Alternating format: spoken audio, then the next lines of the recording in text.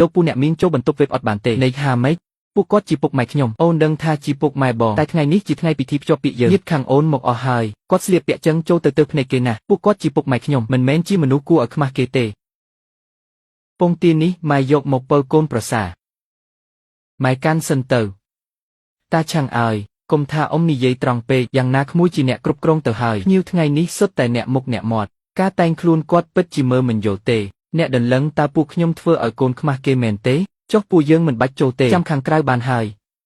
យម៉ែនិយាយអីហ្នឹងថ្ងៃនេះជាថ្ងៃភ្ជាប់ពាក្យខ្ញុំបើពុកម៉ែមិនចូលរួមតើឲ្យនរណាចូលរួមបងគុំរឹងក្បាលពេកតុធំនេះញាតិខាងអូនរៀបចំកន្លែងអង្គុយអស់ហើយពួកគាត់ទៅអង្គុយក៏មិនដឹងនិយាយអីដែរគិតចេះទៅចុះខាងក្រោយហាងមានបន្ទប់បុគ្គលិកឲ្យពួកគាត់ទៅហូបបាយនៅទីនោះទៅចាស់មិនសូវប្រកាន់រឿងនឹងទេឲ្យតែឆ្អែតទៅបានហើយកូនមិនអីទេពួកយើងអង្គុយណាក៏បានដែរថ្ងៃនេះកូនសប្បាយចិត្តទើបសំខាន់បងថ្លៃស្បែកជើងគាត់ដូចមិនបានលាងសោះខ្ញុំឃើញតាំងពីនៅមាត់ទ្វារមកម្លេះតិចទៀតចូលបន្ទប់បើស្អុយប៉ះពាល់ភ្ញៀវគិតម៉េចមុនចេញមកពុកបានជូតរួចហើយប្រហែលដើរយូរពេកទើបបែកញើសជើងមកពីក្លិនពីកំណើតនឹងមកសៀវវៃឈប់និយាយកុំហួសហេតុពេកបងថ្លៃឥឡូវមានលុយហើយគួរទិញរបស់ថ្មីឲ្យចាស់ខ្លះទៅកុំឲ្យដល់ពេលបងស្រីខ្ញុំរៀបការហើយមកទ្រាំធំក្លិនបែបនេះរាល់ថ្ងៃនោះឯងនិយាយម្ដងទៀតមើលអូននៅក្មេងនិយាយមិនសូវចេះគិតទេកុំប្រកាន់ប្អូនអីតែវានិយាយក៏ត្រូវម្យ៉ាងដែរថ្ងៃក្រោយបើពួកគាត់មករស់នៅទីក្រុងរឿងអនាម័យគួរតែកែប្រែខ្លះទៅមួយទៀតក្រោយរៀបការរួចពួកគាត់គួរតែមកលេងឲ្យតិចតួចបានហើយឬមួយឲ្យពុកម៉ែត្រឡប់ទៅវិញសិនកុំឲ្យខូចការកូនពុកម៉ែថ្ងៃនេះពុកម៉ែមិនបាច់ទៅណាទេអូនសម្លាញ់កុំខឹងអីណាអូនគ្រាន់តែនិយាយលេងសើចទេបើពួកគាត់ពិតជាចង់ចូលបន្ទប់វិញក៏មិនមែនថាមិនបានដែរមែនហើយគ្រាន់តែថែមអង្គុយពីរទៀតតើប៉ុន្តែទៅធំច្បាស់ជាអង្គុយលេងចុះហើយឲ្យគាត់អង្គុយនៅគៀនជញ្ជាំងទៅចុះគៀនជញ្ជាំងបងថ្លៃកុំប្រកាន់ពេកមើលចាស់អង្គុយណាក៏ហូបបាយបានដែរម្យ៉ាងទៀតក្លិនខ្លួនពួកគាត់នេះអង្គុយទៅធំមិនសូវសមទេពិធីភ្ជាប់ពាក្យថ្ងៃនេះលុបចោលទៅបងនិយាយអីខ្ញុំថាលុបចោលការភ្ជាប់ពាក្យនេះទៅនេះបងឈួតទេដឹងភ្ញៀវពីមកអស់ហើយបងលុបចោលពេលនេះចង់ឲ្យគ្រូសាខ្ញុំយកមុខទៅទុកឯណាគ្រូសាអ្នកឯងមានមុខទុកដែរមានន័យថាម៉េចពួកគាត់ស្លៀកពាក់ចាស់អ្នកឯងថាខ្មាស់គេពុកខ្ញុំមានក្លិនញើសអ្នកឯងយកគាត់មកសើចចំអប់ម៉ែខ្ញុំយកពងទាគោកមកអ្នកឯងមើងងាយចង់ឲ្យខ្ញុំចេញថ្លៃបណ្ណាការទិញផ្ទះទិញឡានតែបែរជាមកស្អប់ខ្ពើមអ្នកមានគុណរបស់ខ្ញុំទៅវិញមិនមែនចឹងទេប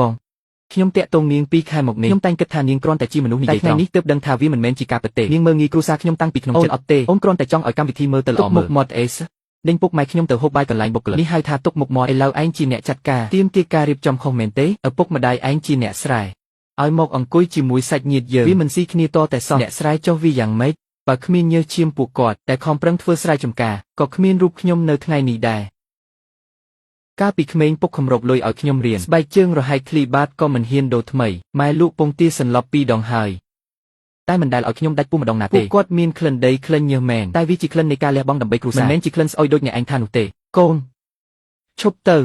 កុំព្រោះតែពុកម៉ែធ្វើឲ្យខូចការកូនអីបញ្ចប់ត្រឹមនេះហើយបើថ្ងៃនេះខ្ញុំនៅតែទ្រាំថ្ងៃក្រោយគេប្រកាសជាមិនឲ្យពុកម៉ែជន់ផ្ទះខ្ញុំទេបងអូនខុសហើយអូននឹងនិយាយជាមួយពុកម៉ែអូនឡើងវិញកម្មវិធីរៀបចំអស់ហើយបងកុំធ្វើឲ្យខ្មាស់គេអញ្ចឹងអីអ្នកដែលខ្មាស់គេមិនមែនខ្ញុំទេគឺជាពួកនាង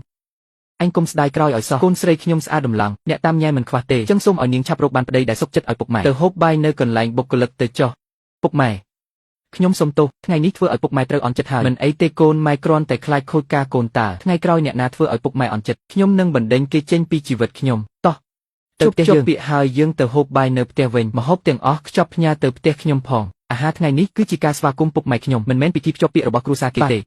លោកប្រុសតាបងមានន័យថាម៉េចម៉ាន់ឈីពួកយើងចប់ត្រឹមនេះហើយជប់សិនកុំតន់ទៅខ្ញុំចូលធ្វើម្ហូបសិនម៉ែអង្គុយលេងសិនចុះថ្ងៃនេះខ្ញុំជាអ្នកធ្វើម្ហូបឲ្យពុកម៉ែខោឲ្យពុកម៉ែប្រឡាក់ណាស់ប្រយ័ត្នប្រឡាក់សាឡុងកូន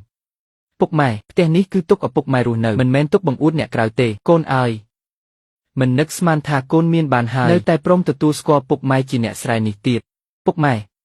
បើសំបីតែអ្នកមានគុណក៏ខ្ញុំរើសអើងដែរទោះរកលុយបានច្រើនប៉ុណ្ណាក៏គ្មានន័យដែរ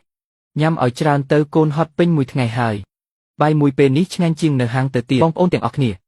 ពិធីភ្ជាប់ពាក្យថ្ងៃនេះខ្ញុំលុបចោលហើយមានអ្នកខ្លះថាខ្ញុំធ្វើដោយកំហឹងអត់ពិចារណាខាងស្រីគ្រាន់តែនិយាយមិនពីរោះស្ដាប់បន្តិចប៉ុណ្ណោះតែសម្រាប់ខ្ញុំវិញមនុស្សម្នាក់ទើបតែតាក់ទងគ្នាបែរជាមកមើងងាយពុកម៉ែខ្ញុំជាអ្នកស្រែមើងងាយពួកគាត់ថាមានក្លិនញើសស្អប់ខ្ពើមពួកគាត់បើថ្ងៃក្រោយរៀបការយកគ្នាមែននោះពុកម៉ែខ្ញុំប្រកាសជារងទុក្ខកាន់តែខ្លាំងខ្ញុំអាចមានថ្ងៃនេះបានក៏ដោយសារតែញើសឈាមរបស់ពុកម៉ែដែរពួកគាត់ចិញ្ចឹមខ្ញុំតាំងពីបាតដៃទេទោះគាត់ស្លៀកពាក់ចាស់មិនសូវចេះនិយាយស្ដីមិនសូវទម្លាប់រស់នៅបែបស៊ីវិល័យតែនៅក្នុងបេះដូងខ្ញុំពុកម៉ែគឺជាមនុស្សដែលសំខាន់បំផុតក្នុងជីវិតខ្ញុំ